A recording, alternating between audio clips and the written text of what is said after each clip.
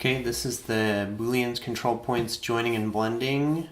We're making the happy bishop and we are starting here on step 15. Alright, so we have got to shift click on the green resize box and type 0.8 so that the top surface is 80% of the original. Alright, so here's our floating surface. So I'm going to shift click. You could do this on the red box as well, but I'll shift click on the green box. And I'm going to type 0.8. So that surface is now 80% of what it was. Alright, now we're going to use the loft command and we're going to loft from one surface to another. Alright, so we want to take this surface here in the center of the base of the chess piece and we want to loft it with the floating. And so we can start by typing in loft. Alright, select the curves to loft. So we want to select here. I don't think it matters which one. You need to click here. That one and that one. We're going to hit enter, enter again, and enter one more time. And that's our loft. Alright, now we want to select the topmost surface and we're going to shift click on the green and type 1.5. And that's going to make it 150% of the original. Alright, so get the surface and we're going to do shift click on the green or the red and we're going to type 1.5.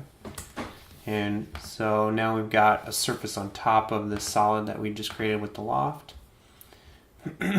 We want to duplicate that. So we're going to use the blue gumball arrow.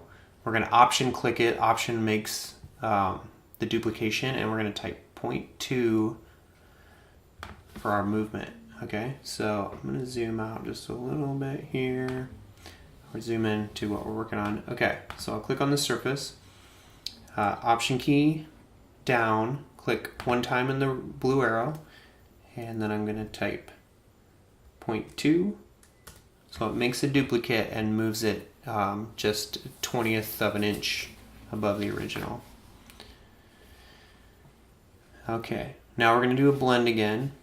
So our blends are going to be, both points are on the curvature and we don't have to change any of the sliders. So in terms of selecting, it's saying select the bottom surface first and then the floating surface. So let's do that. Blend surface. Select this bottom surface first and this top surface, hit enter. We want both of these on curvature and we're not changing our sliders. We got our preview on, click OK. And there's that piece. Alright, moving down to step 20, we want to option click on the blue gumball and we want to type 0.4 to copy the top surface. Okay. Option click, typing 0.4. So we got another surface floating. We want to make this one 60% of its current size. So if you remember from previous times, we're going to use the shift key and we're going to click on either the red or the green. Now we're going to type 0.6 and now it's 60% of the original size. And then we're going to loft those two surfaces. So we go back here, loft. And we'll select this surface, and we'll select this surface and hit enter 1, 2, 3 times. That's our loft.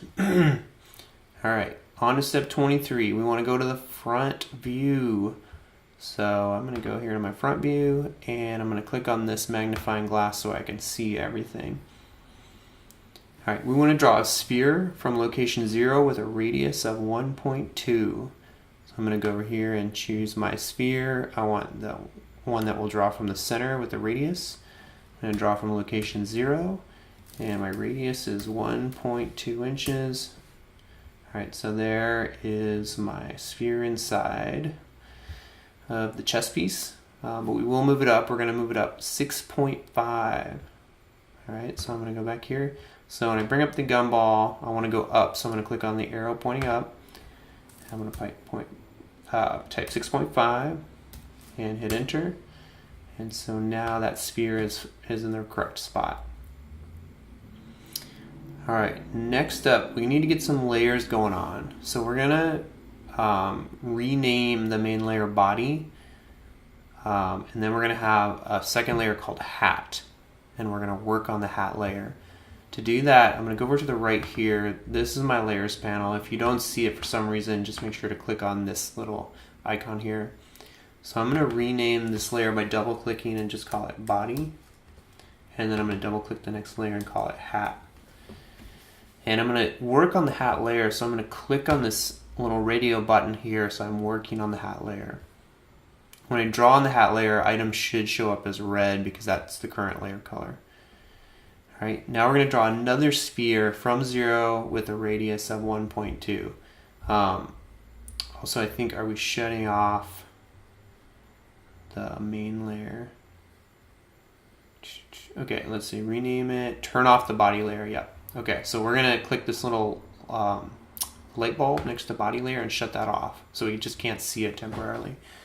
All right, now we want to do a sphere.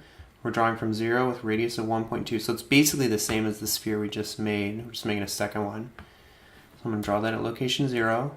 My radius is 1.2. All right.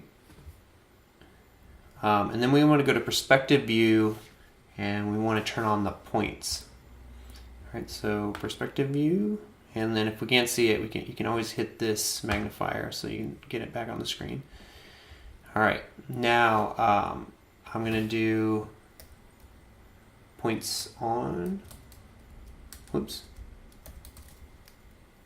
So type points on, and it says select the object. So we're going to select this and the sphere, and I'm going to hit enter. And so now you can see how these points show up around the sphere.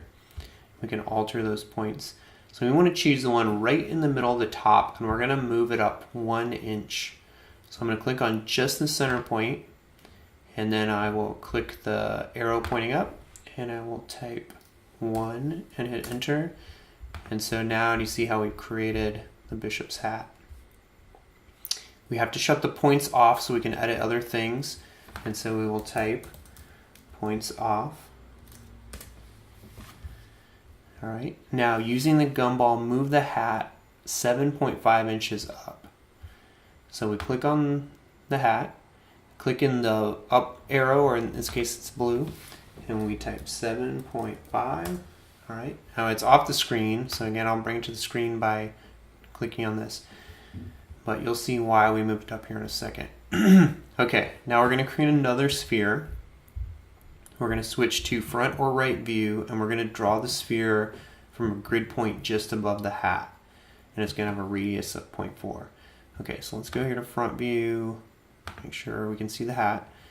We grab our sphere, and we're going to draw a point just right above the hat, and our radius, what was it again? It's 0.4. 0.4. Okay. Okay, and yeah, it says you may have to have grid snap checked. So I did have grid snap checked. All right, then we're going to select the sphere, and we're going to use the gumball to shorten the height just a little bit. So I'm going to select the sphere, and then I'm going to click on my resize. I'm the green resize here, and it's going to be 60% of the original 0.6. But because I didn't use the shift key, it's going to change without maintaining the proportions. So what I've got is 100% width, but only 60% height. All right, and in the tutorial, it's looking at it in perspective. Let's look at it in perspective. Oh, I drew a circle instead of a sphere. Okay, so let's go back and fix that. Go back to front. I'm gonna get rid of this, and I'm gonna choose my sphere.